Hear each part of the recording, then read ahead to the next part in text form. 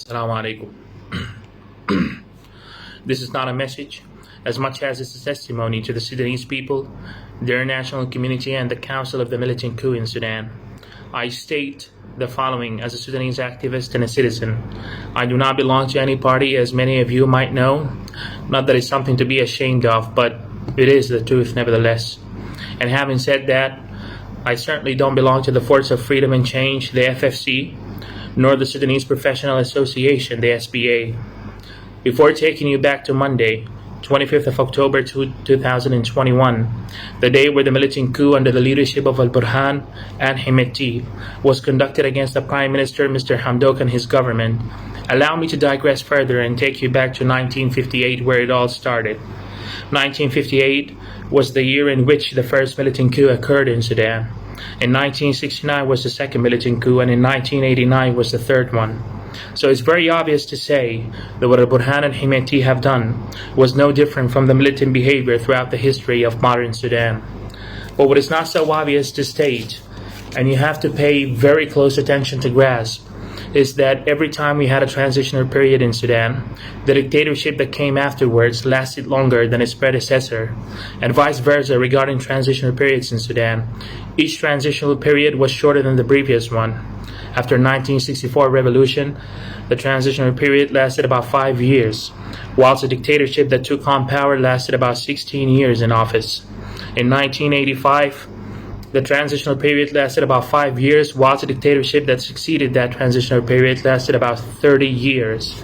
And now, this transitional period did not even hold up to 3 years until we had another dictator who tried to restrain it.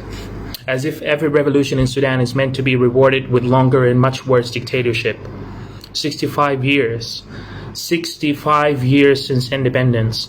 55 years of which militants were in office. Only 10 years civilians had the right to govern themselves.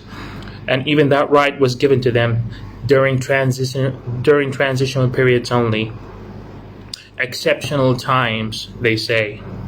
So with this insight to our political Sudanese history, the fact that Al-Burhan is trying to justify the militant coup by claiming that he's rectifying the path of the revolution is just preposterous and quite frankly absurd.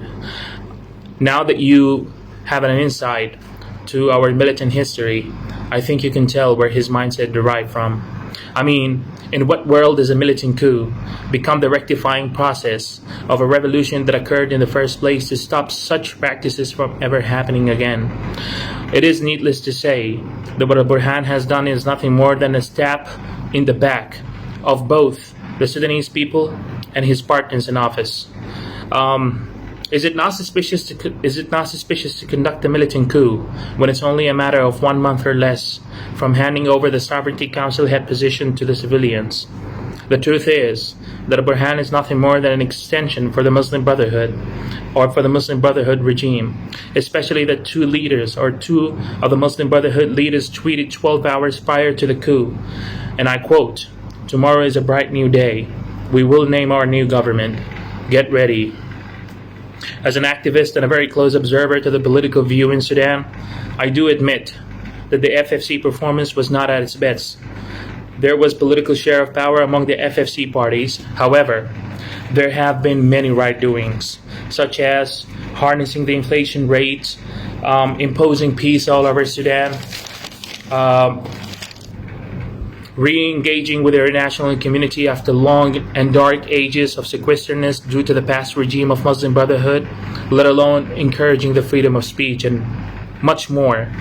So even if the FFC hypothetically mismanaged a couple of issues, that does not justify by any means the militant coup of Al-Burhan. Nothing does. Not to mention that the FFC parties were 30 years out of political practice realms. And as many of you might know, that democracy can only be learned by practice it. They were not given enough time to do so. And as far as the militant coup council, I do recall a wise man who once said that the way you take on power determines the way that you're going to practice it. Well, with that being said, I guess we have very long, bloody, vicious days ahead of us if we don't act right now.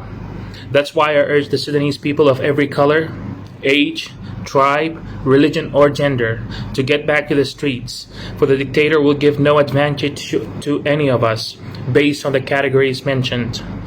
This testimony is in English because I want the whole world to keep their eyes wide open on Sudan on October the 30th, where the Million Man March will take place to restore what is rightfully ours as people and to prove to the world, and most importantly the militants, that nobody can govern the Sudanese people against their own will. My Sudanese people, the streets are anxiously waiting for your feet tap, and the skies are eager for your chantings to crack them open once more. 30th of October will be the day. See you then.